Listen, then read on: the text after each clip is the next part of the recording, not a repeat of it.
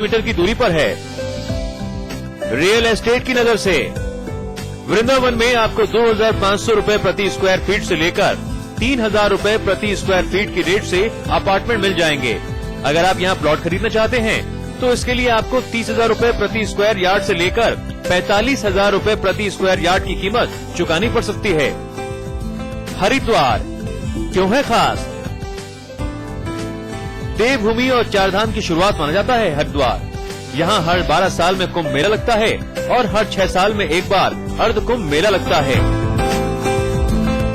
Real estate की नजर से रुड़की रोड के पास करीब 4,000 औद्योगिक यूनिट आ रही हैं।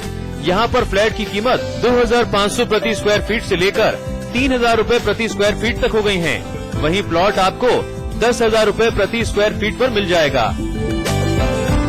ऋषिकेश क्यों है खास? ये हिंदुओं का खास धार्मिक शहर है। ये राफ्टिंग और मेडिटेशन सेंटर के लिए भी खासा लोकप्रिय है।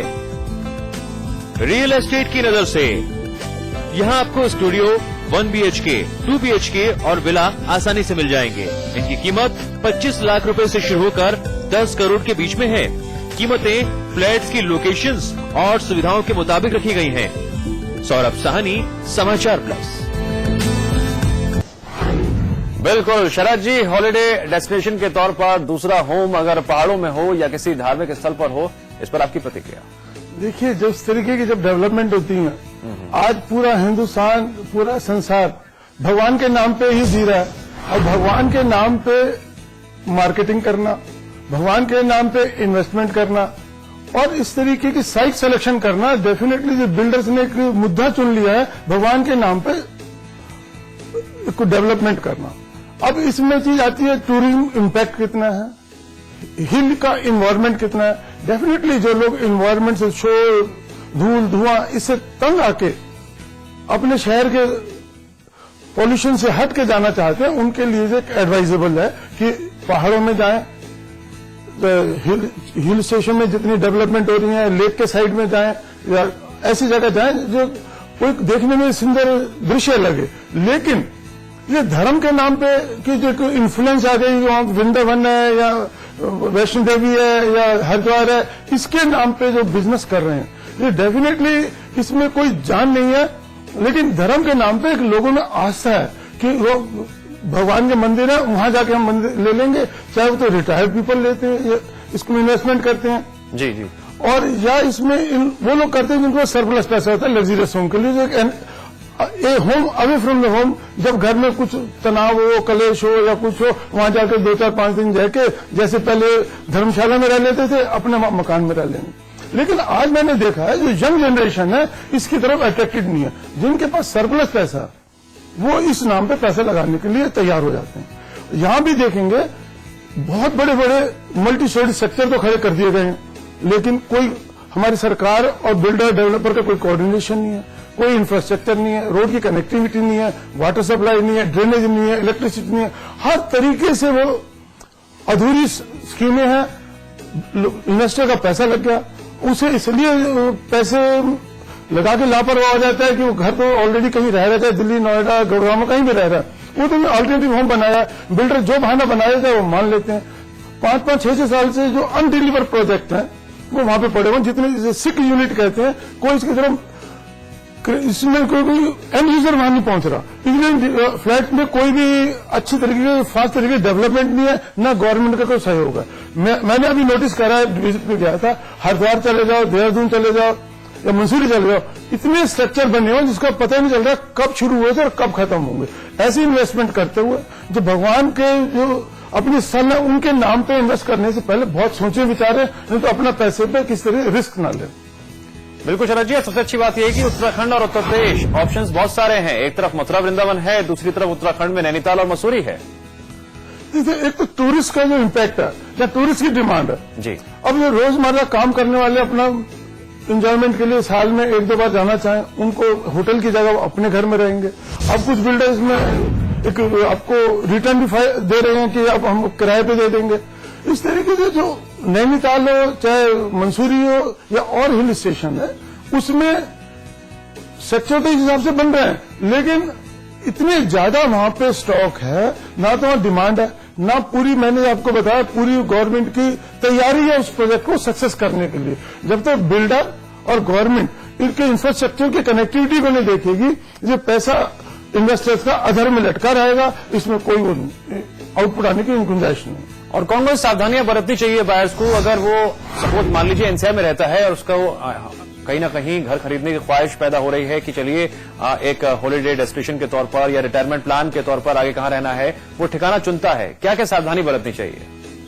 इसके पहले तो अप्रूवल को देखें, फिर देखें जो रेगुलेटरी जोन है, हिल के फुट से 500 मीटर दूर तक कोई बिल्डिंग नहीं होनी चाहिए। जैसे अभी डिजास्टर होकर चुका है हमारे केदारनाथ में, या वाटर जो रिवर का फ्लो है उससे 200 मीटर तक बिल्डिंग नहीं होनी चाहिए। जो बिल्डिंग विद इन हिल बन जाती है या विद इन वाटर बॉडी बन जाती है, वो तो मान के चलिए अर्थक्वेक के उसमें झटकों में कभी न कभी धाराशायी हो ही जाएगी। जब तक ये उसकी लोकेशन बिल्डिंग की पहाड़ से कितना हटके है, पानी की नदी के बहाव से कितना हटके है, इन चीजों में जब तक रेगुलेटरी गवर्नमेंट के जो कंट्रोल नियम है उसको तोड़ के जो उल्लंघन करके जो बनाया, उन मकानों में पैसा लगाना बिल्कुल भी ठीक नहीं।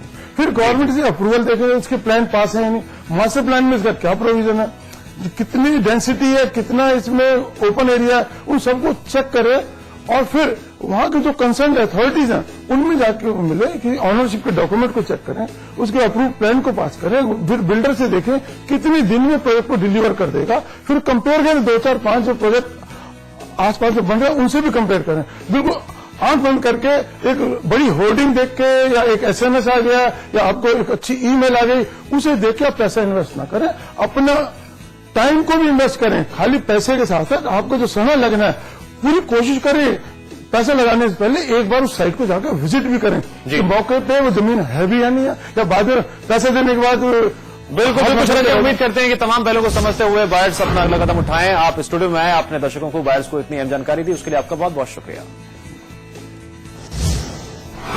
और फिलहाल हमारी इस खास पेशकश में इतना ही। आप देखते रहिए समाचार प्लस।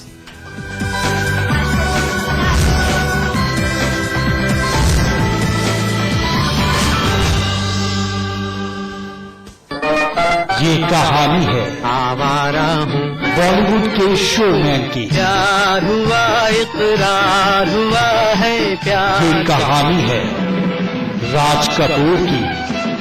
देखिए फिल्मी सफर रात 8:30 बजे सिर्फ समाचार प्लस पर। ताइवा इन्वर्टर बैटरी, नया रूप, नई तकनीक, अब पहले से 40% ज्यादा पावर बैकअप। ताइवा इन्वर्टर बैटरी। स्वाद बड़ी चीज है, स्वाद से बढ़कर कुछ नहीं। तुलसी सादा पान मसाला।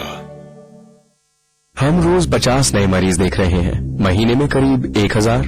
80 से 90% मुंह के कैंसर तंबाकू चबाने से होते हैं।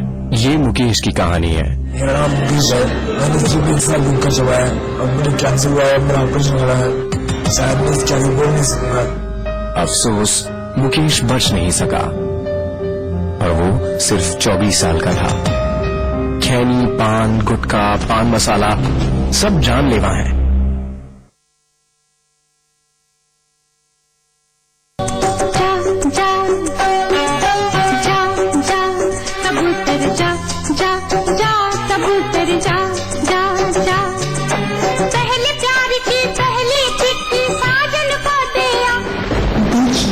अधूरी दास्तान सिर्फ समाचार प्लस पर।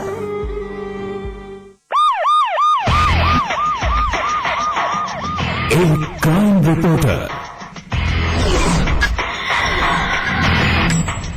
जो जुर्म की दुनिया पर बरपाता है कहर। कानून के हाथ मजबूत करता है, जिसका हर खुलासा जो बखूबी समझता है सबूतों और सुरागों की भाषा। उसका सिर्फ एक ही है मकसद, हर गुनहगार को हो जेल। देखिए परवीन साहनी को सिर्फ समाचार प्लस पर। खबर वही जो हमने कही। भले तो वास्तु एवं प्राच्य विद्या विशेषज्ञ पंडित दिवाकर शर्मा लेकर आए हैं वास्तु एवं फेंग शुई का विश्वकोश, एक ऐसी पुस्तक जो बिना तोड़ फोड़ वास्तु दोषों के ऐसे उपाय बताएगी जो आपने न कभी देखे होंगे न सुने होंगे। जी हाँ, वास्तु एवं फेंग शुई का विश्वकोश। इस पुस्तक की कीमत है 2100 रुपए, लेकिन समाचार प्लस के माध्यम से इसकी अग्रिम बुकिंग कराने पर ये अद्भुत विश्वकोश अब आप पा सकते हैं सिर्फ और सिर्फ 700 रुपए में। बुकिंग के लिए तुरंत संपर्क करें। पुलिस हमेशा देर से क्यों पहुंचती है? भाई नेताजी अपने वादे निभाना कब सीखेंगे? गरीब की कमाई कब तक लूटी जाएगी माई बाप? समूह के नाम पर नंगाई कब तक चलेगी? महंगाई का कोई और छोर है कि नहीं? यहाँ तो सही काम के लिए भी घूस देनी पड़ती है। बिना नौकरी की डिग्री किस काम की? उत्तर प्रदेश और उत्तराखंड की हर समस्या से है हमारा सरोकार। हम हैं समाचार प्लस, खबर वही जो हमने कही।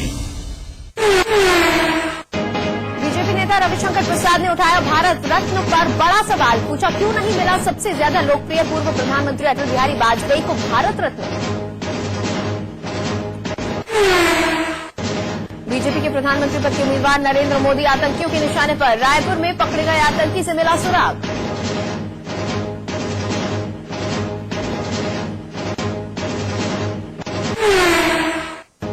अरविंद केजरीवाल की लोगों से अपील, आम आदमी पार्टी को मत दीजिए और डोनेशन, कहा दिल्ली चुनाव के लिए 20 करोड़ रुपए का टारगेट हुआ पूरा।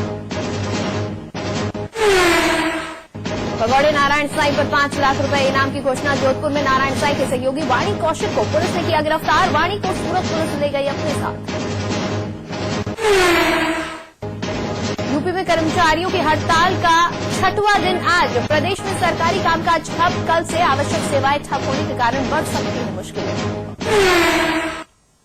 राहुल के आईएसआई वाले बयान पर केंद्रीय मंत्री जयराम रमेश ने मांगी सफाई, लेकिन राहुल पर जयराम के बयान से कांग्रेस ने पल्ला झाड़ा।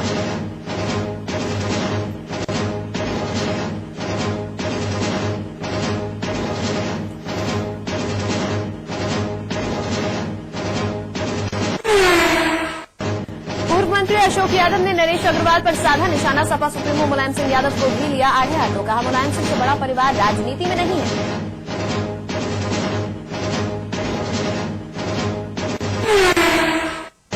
गोरखपुर में दिमागी बुखार का प्रकोप, 24 घंटे के अंदर 8 मासूमों की मौत, लगातार बढ़ रही है मरने वालों की तादाद।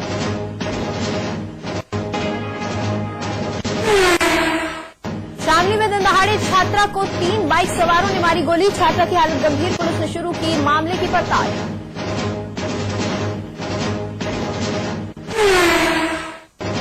कैंसर की चपेट में फर्रुखाबाद का गठवाया गांव, 4 सालों में हुई 14 लोगों की मौत, पैसे के अभाव में लोग नहीं करा पा रहे इलाज, बेखबर बना स्वास्थ्य महकमा।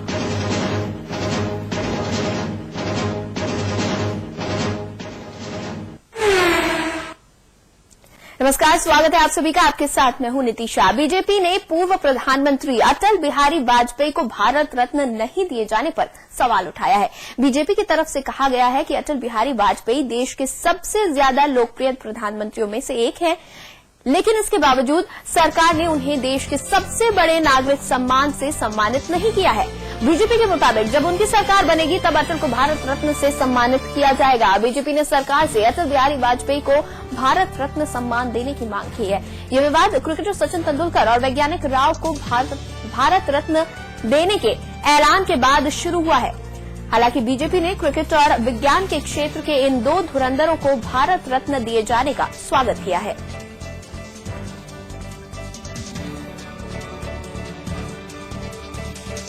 अटल बिहारी वाजपेयी को भारत रत्न क्यों नहीं? छत्तीसगढ़ में यह सवाल इसलिए उठा रहा हूं कि छत्तीसगढ़ के निर्माण में अटल बिहारी वाजपेयी की भूमिका रही, आप जानते हैं सर।